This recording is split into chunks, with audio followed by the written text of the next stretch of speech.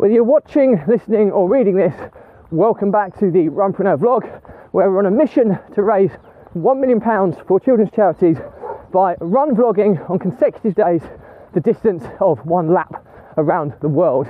It's a staggering 40,075 kilometres. It's going to take somewhere between 14 to 15 years to accomplish, and I'll commit, so plenty of time to raise the money, but I'll commit to running 5 kilometres every day, and I'll even do it barefoot style. So those regulars will know that when I vlog about my passions, which are entrepreneurship and running. And today is a beautiful morning. The sun is shining. It's pretty cold. It's about -1. Feels like temperature, but there's very little breeze, so decent running conditions. And it's Wednesday well-being today, where we discuss all things mindset and well-being. And today's topic is the low-hanging fruit analogy. And is it a myth? Does it really work or does it not? So if you like this episode, please give it a like and a subscribe, and let's get started.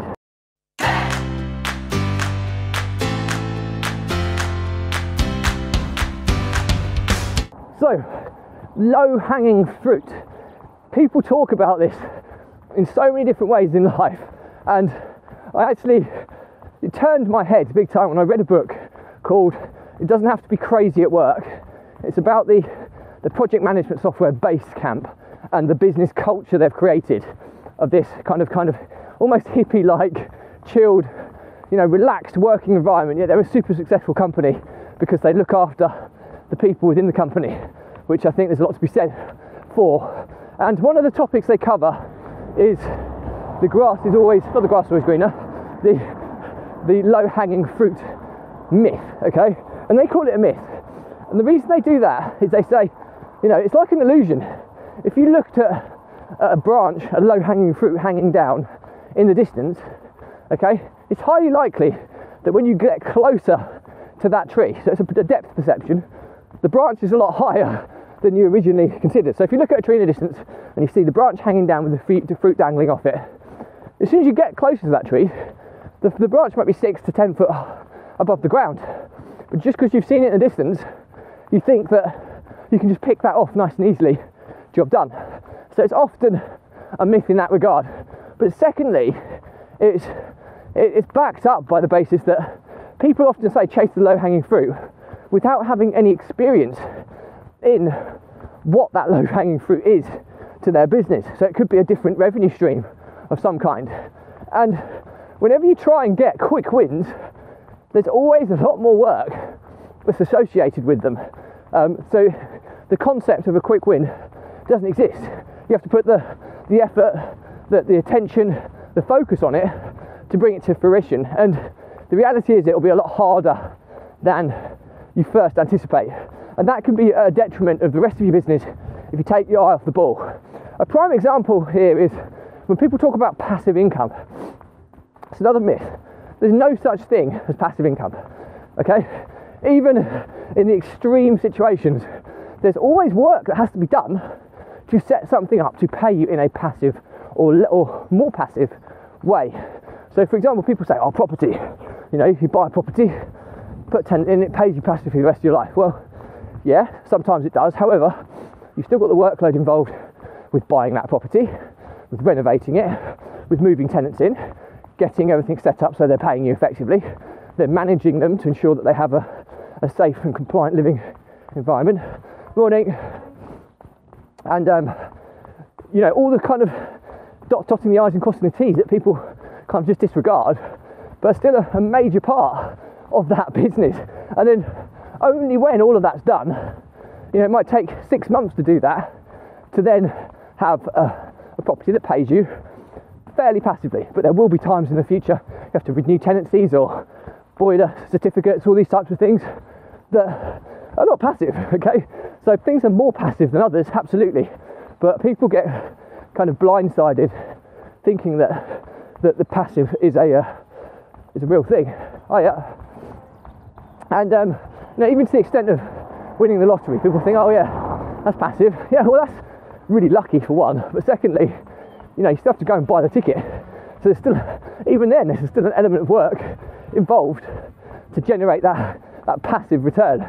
So it's a myth, and that's where the low-hanging fruit analogy kind of fits in and sits in alongside. That if the grass is always greener is another one, but it never is. It's so true. You think, oh yeah, I need to switch over to that because it's going to give me X, Y, and Z. But the reality is it doesn't. And the reality is that a lot of things have novelty value, and as soon as the novelty wears off, you're back to kind of square one again. It's like you buy a new car. So there's lots of things to kind of consider that are often not factored in when people seem to think that just go for the low-hanging fruit. So, relatively short episode today, but hopefully that opens your eyes. My advice would be on this is I always look for the path of least resistance, but I don't get blindsided by random opportunities without giving them the care and attention. And I only give them the care and attention if I've got the capacity to do that. So I don't want to get distracted. If I have a business that's working, I don't want to be distracted in some other way to have a negative impact on my existing business. So the low-hanging fruit analogy I'm very aware of when something presents itself to me. Now, there are exceptions to the rule. There will be opportunities that will further enhance your business proposition or service or product. That might be slightly different. And there will be opportunities that are genuinely too good to not do. But in my experiences, they're few and far between. The vast majority of the time, it's just chasing the low-hanging fruit, and often never is. So that's pretty much it for me today. If you've got any questions on this, drop me a comment. I'll respond to everyone. If there's a bigger question, I'll do a separate vlog episode and tag you in.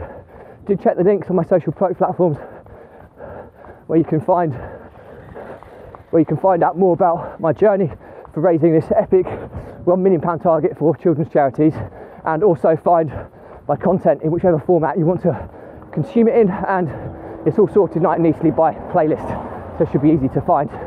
So all I have to say is that the content I create has always been geared around helping people overcome the emotions of stress, overwhelm and anxiety by using exercise, or in my case running, as a release mechanism to kind of process those daily pressures in the form of stress, clear your head, gain clarity, refocus and move on. If you don't have this process in place, then the stress will build and build and build like pressure builds in a pipe.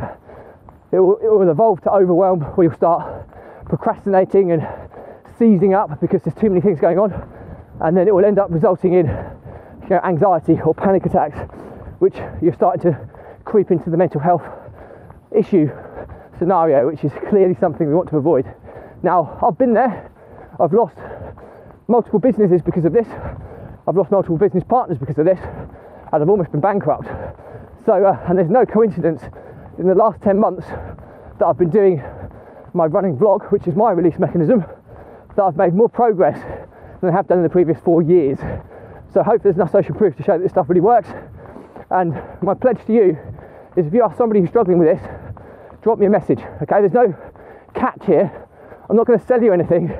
And the Runpreneur vlog has never been about making money. It's about fundraising and giving value. And, reach out, drop me a message, and we'll jump on a call, and I'll give you some hints and tips that I know will make a game-changing difference to your life, because I know they're transferable to others, because we've always helped so many people already. Morning. I always said, if this vlog just helps one person or saves one business, it'll be a million% worthwhile. And I continue to focus on that journey whilst raising as much money for children's charities as possible. So that's it for me today. As always, if you like this episode, give it a like, a comment, and a subscribe. Check out the links in my bios to follow my journey on raising this epic figure for children's charities. And all I have to say is stay positive, stay happy, and I'll see you tomorrow.